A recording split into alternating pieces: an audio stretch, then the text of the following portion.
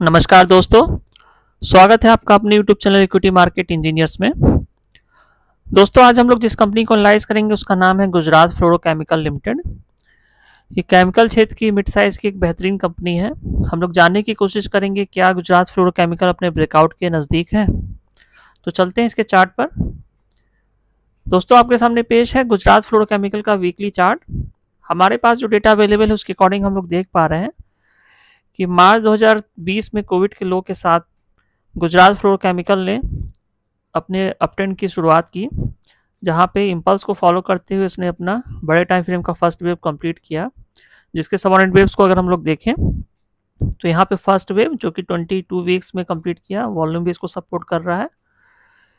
उसके बाद यहाँ पे सेकेंड वेव जो कि एक फ्लैट के फॉर्म में ए बी सी के फॉर्म में कंप्लीट किया, जिसका सी वेव फेलियर है, 25 वीक्स में कंप्लीट किया।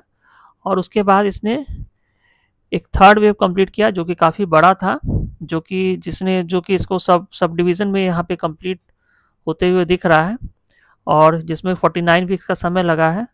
थर्ड वेव जनवरी 2022 में कंप्लीट करने के बाद ये फोर्थ वेव में चला गया, जो कि 14 वीक्स में कंप्लीट किया है, जो कि अगेन एक फिबोनाची नंबर है। और फोर्थ वेव कंप्लीट करने के बाद यहाँ पे इसने फिफ्थ वेव कंप्लीट किया अक्टूबर 2022 में, और इसी के साथ इसने अपने बड़े टाइम फ्रेम का फर्स्ट वेव भी कंप्लीट किया। इसके सबऑर्डिनेट वेव्स को देखें तो 1, 2, 3, 4 एंड 5, जो कि 21 वीक्स में कंप्लीट किया है। और अपना बड़े टाइम फ्रेम का फर्स्ट वेव इसने 132 वीक्स में इसने कंप्लीट किया है। यहाँ पे हम देख पा रहे हैं कि इम्पल्स के रूल के अकॉर्डिंग इसने अपना फर्स्ट वेव कंप्लीट किया, जिसको नीचे वॉल्यूम भी सपोर्ट कर रहा है। और यहाँ पे फर्स्ट वेव कंप्लीट करने के बाद ये करेक्शन में चला गया, जहाँ पे इसने काफ़ी लंबा करेक्शन किया है।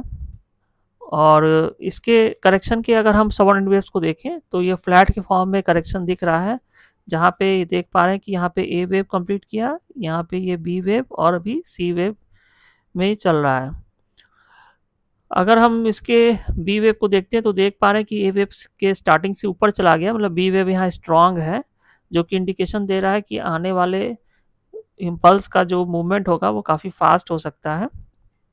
ए वेव को अगर हम देखें तो इसमें 87 वीक्स का समय लगा, 89 एक फिबोनाची नंबर है, उसी के आसपास का समय है।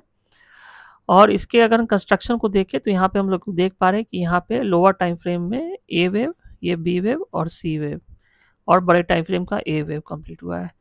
यहाँ बी वेव को हम लोग देखते हैं तो ये 19 वीक्स में कंप्लीट किया, 21 वीक्स के आसपास का समय है ये।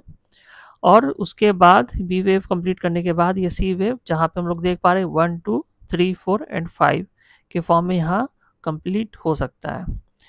दोस्तों, ये फ्लैट का कंस्ट्रक्शन है, और फ्लैट का जो रूल होता है उसके अकॉर्डिंग फ्लैट का कंस्ट्रक्शन में 3, 3 एंड 5, मतलब ए वेव में 3 वेव जो कि यहाँ देखने को मिल रहा है 1, 2 एंड 3, बी वेव में भी 3 वेव जो कि 1, 2 एंड 3, और सी वेव में 5 वेव होना चाहिए जो कि 1, 2, 3, 4 एंड 5 के फॉर्म में यहाँ पे देखने को मिल रहा है।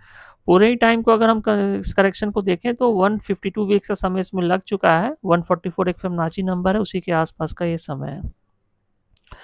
तो कंस्ट्रक्शन के हिसाब से और टाइम के हिसाब से अगर देख रहे हैं तो यहाँ पे लग रहा है कि करेक्शन पूरा हो सकता है।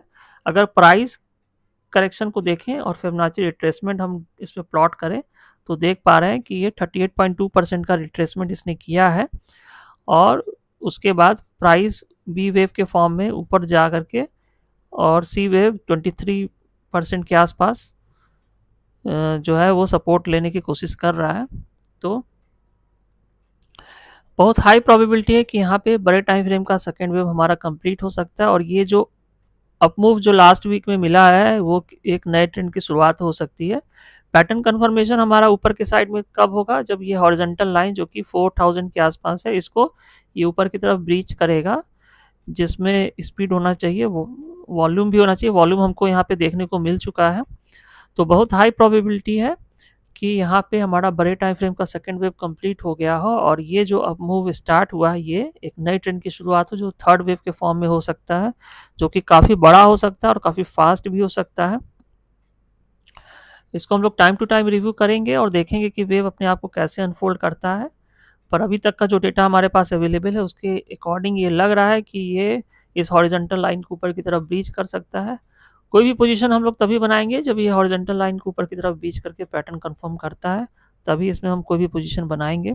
अभी इसको हम वेट एंड वॉच करेंगे, पर ऐसा देखने से लग रहा है कि यहाँ पे हमारा सेकेंड वेव कंप्लीट हो सकता है, क्योंकि कंस्ट्रक्शन के लिहाज से देखें या हम न्यू टाइम सीक्वेंस के अकॉर्डिंग देखें या हम प्राइस करेक्शन के अकॉर्डिंग देखें, तो सारे ही पैरामीटर्स यहाँ पे फुलफिल होते हुए दिख रहे हैं। तो बहुत हाई प्रोबेबिलिटी है कि यहाँ से एक फ्रेश अप ट्रेंड की शुरुआत हो सकती है और ये हॉरिजॉन्टल लाइन ऊपर की तरफ ब्रीच हो सकती है। उम्मीद करता हूँ दोस्तों ये एनालिसिस आपको अच्छा लगा होगा। ये एनालिसिस केवल और केवल एजुकेशनल पर्पज से है, कोई भी बाइंग और सेलिंग रिकमेंडेशन नहीं है। हम लोग टाइम टू टाइम रिव्यू करते रहेंगे कि वेव अपने आप को कैसे अनफोल्ड करता है। वीडियो अच्छा लगा तो वीडियो को लाइक करिए, शेयर करिए, चैनल को सब्सक्राइब करिए। Thank you very much.